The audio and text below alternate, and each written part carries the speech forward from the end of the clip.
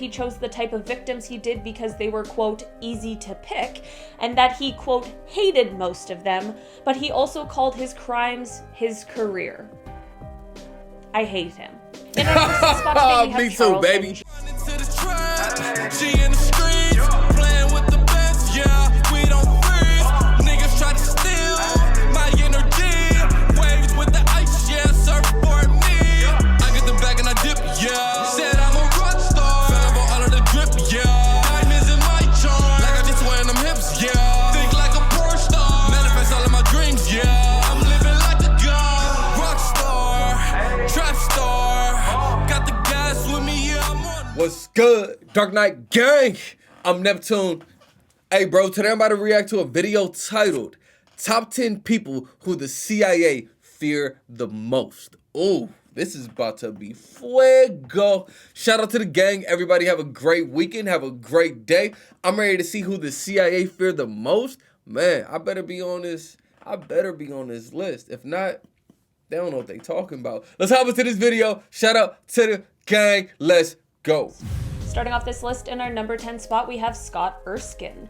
We are starting off this list with truly one of the worst people I've ever heard about. Scott's story starts off when he was a child and suffered an injury that involved his head and brain. He seemed to recover fine physically, but continued to complain of headaches and that sort of thing, and it is unclear if these things were ever looked into further.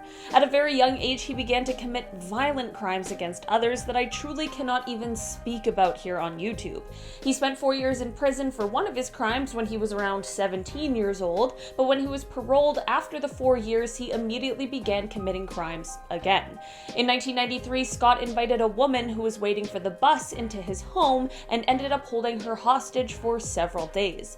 After letting her go, he was quickly arrested and ended up being sentenced to 70 years in prison. Damn. This is when he had to submit DNA to a database, and in March of 2001, the DNA was matched when the cold cases of the unsolved murders of Jonathan Sellers and Charlie Keever were reopened. In 2004, a jury sentenced him to death, and 6 days later he was transferred to San Quentin. In an interesting turn of events, Scott did die on death row, but it wasn't due to a scheduled execution. Scott died a couple years ago in July of 2020 after contracting COVID-19. In our number 9 spot today, we have... Damn. But wait, there's something I want to say, though. He died from COVID-19. He's dead. Good riddance, you know what I'm saying?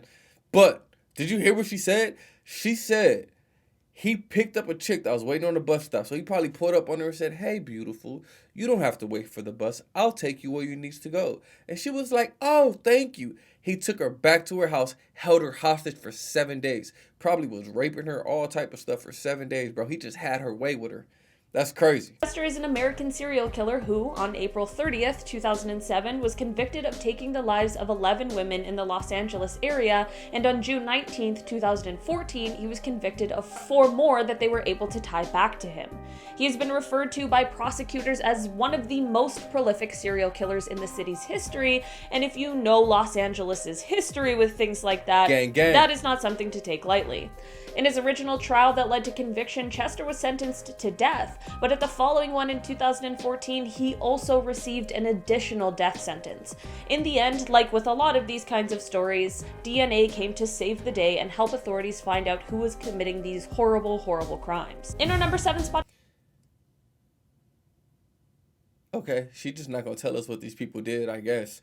Today we have Gary Ridgway. This horrible human being is also sometimes known as the Green River Killer, and his crimes took place somewhere between 1982 to potentially as recent as 2001. He was convicted of 49 crimes but confessed to an unbelievable 71, which makes him the second most prolific serial killer in the United States in terms of confirmed killings. Most of his victims were either sex workers or women in other vulnerable circumstances, and through DNA profiling evidence, in 2001, authorities were able to connect him to 4 of his crimes. From there, they made a deal with him where they would spare him the death sentence in exchange for disclosure of the location of all of the missing women. Gary took the deal and was spared the death sentence, and instead was sentenced to life without the possibility of parole. Not only did he say that he chose the type of victims he did because they were, quote, easy to pick, and that he, quote, hated most of them, but he also called his crimes his career. I hate him. In our first spot today, we have Me too, Charles baby. N.G. Me too, Charles' baby. story really starts off shortly after he moved to the United States on a student visa. He dropped out after his first semester, and soon after he was involved in a hit-and-run accident. He then tried to avoid prosecution by enlisting in the United States Marine Corps, using false documents that stated his birthplace was within the United States. He was arrested by military police a year later for stealing automatic weapons, and then somehow he escaped custody, headed back towards Northern California, and this is where he met Leonard Lake, who is another real piece of work. Charles did end up going away and serving a bit of time, but it was only 18 months and then he was back with Leonard, and that is when the two started their crime spree together. It is believed that together the pair took the lives of somewhere from 11 to 25 different people. When Leonard was caught and brought in for questioning, he sneakily took a cyanide pill he had hidden in his jacket and took his own life, but Charles ended up standing trial. He was convicted for 11 of the killings and he remains on death row at San Quentin. In our number 5 spot today, we have Robert PICKTON. Would you rather have life in prison or be on death row and just get killed? Let me know down in the comments. Life in prison without the possibility of parole or death. I'll probably choose life in prison because at least you're still alive. But living in prison for the rest of your life, are you even truly alive? Are you still even living? You know? I don't know. That's a hard one. Life in prison or the death penalty. Let me know down in the comments. This horrible person is one of the worst Canadians to ever live and is one of our country's worst serial killers ever.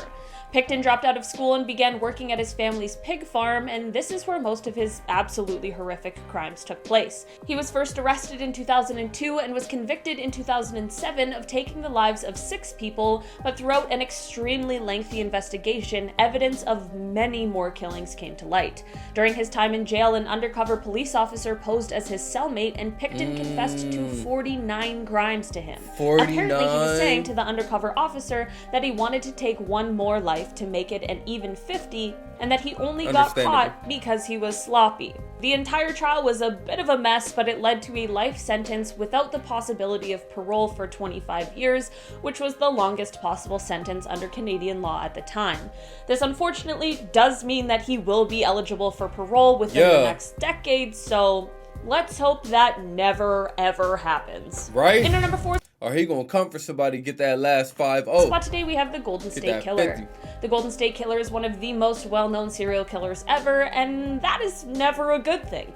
From 1973 to 1986, the GSK was responsible for taking the lives of 13 people, harming 50, and 120 different burglaries all across California. Oh, shit. Throughout the investigation process, he used different tactics to both taunt and threaten police and the victims, which is just on a whole other disgusting level. Through recent genetic testing, like those 23andMe things, the identity of the GSK was finally revealed after years and years of investigations.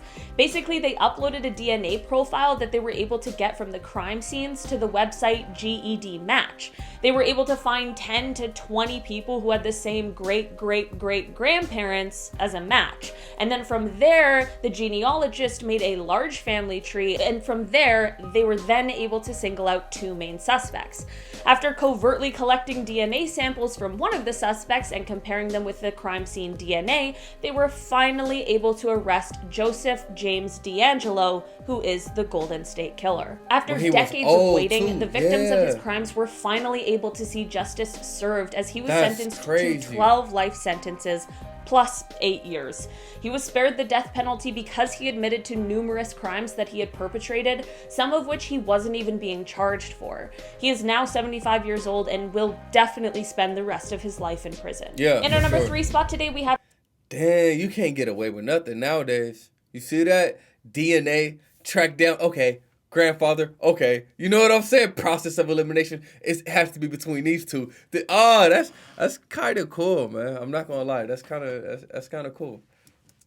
Rodney ALCALA. Rodney is a horrible monster who was convicted and sentenced to death for 5 killings that he committed in California from 1977 to 1979. All of them in California. He also received an additional 25 years to life after pleading guilty to 2 other killings in New York from 1971 to 1977. Rodney got away with his crimes for a while because he wasn't the top of the list of suspects because he was said to be the, quote, charming photographer. Rodney is often referred to as the dating game killer because of his appearance on the show, which, with what we now know about him, is absolutely horrifying. What's even crazier is that he actually won the show he was on, but the episode's bachelorette refused to go on a date with him because she found him, quote, creepy. This is just a reminder to always trust your instincts. Facts. It isn't exactly known just how many victims Rodney had. It is potentially thought that it could be much higher than the number he was convicted for. In July of last year, Rodney passed away in prison at the age of 77. In our number 2 spot today, we have the Zodiac Killer. This one had to make it on this list today because while there are a plethora of terrifying people on this list, nothing is as terrifying as an uncaught serial killer, and the Zodiac is definitely the most prolific of them all. The Zodiac Killer took the lives of 5 people in the San Francisco Bay Area between December 1968 and October 1969. He was most known for targeting young couples or a lone male cab driver.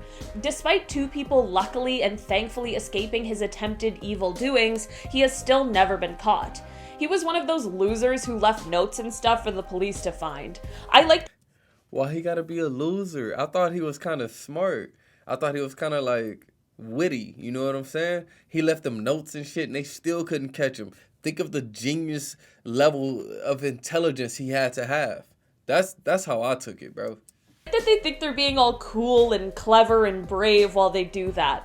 Like, if you're so brave and almighty and unafraid, then show us your face. While no one has heard from the Zodiac since 1974, the case remains active in many different countries, and maybe one day we'll finally know who the real Zodiac is. In our number 1 spot today, we have Robert HANSEN. Robert is often referred to as the Butcher Baker, and his story truly is horrific. All right, let's hear it. He's one of the most prolific serial killers in Alaska's history because for over a decade, he would kidnap women and bring them into the wilderness where he would then stalk them like prey. I am just now realizing that there is definitely an episode of Criminal Minds about this guy. Sometimes the premise is just so dark that it sticks with you. The reason he got away with his crimes for so long is because outside of these horrific things, he was just a soft-spoken baker. One of my best friends has the nicest, most kind bakers for parents, and now I'm starting to feel a little suspicious. Might want to look into them, Robin. Robert was heading to church by day and prowling strip clubs at night looking for the next person to take. What led to the downfall of this horrible monster was a badass named Cindy Paulson who was able to escape from Robert and was sure to leave evidence behind. She then went to authorities and told them what happened, and this led to a search warrant for Robert's property, which is where all the evidence they needed lied. Robert is believed to have taken the lives of at least 17 women, and in 1983 he was sentenced to 461 years and a life sentence without the possibility of parole. All right, great video from Most Amazing Top 10. She basically just went over a whole bunch of serial killers, bro. All right, on the Zodiac Killer, she said, oh, if you so big and brave, just show your face. That makes no sense because then he'll get caught and spend the rest of his life in prison. These killers don't want to get caught. So, yeah, it's like a little game for them. You know what I'm saying? They kill people, leave notes. Let's see if you're smart enough to catch me. And if they can't, they just like, yeah, nigga, I'm the Zodiac. Like, you see what I'm saying? Anyway, shout out to the gang. Let me know what y'all thought about it down in the comments. I'm going to see y'all next time. Yeah. Peace. To the tribe, G in the streets, playing with the